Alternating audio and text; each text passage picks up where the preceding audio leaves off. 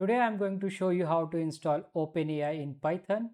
In Google, you have to type install OpenAI, press enter.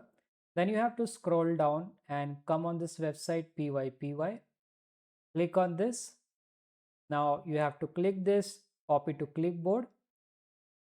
In search, you have to type CMD, open your command prompt, right click and just press enter. The installation should start now. It says that requirement already satisfied.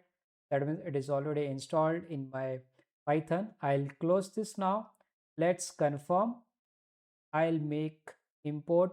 So I'll take this example from here, copy it from here. I have already opened a Jupyter notebook. I'll paste it here and press enter. And you can see that it has imported OpenAI successfully from OpenAI. That means this OpenAI library has been installed in Python.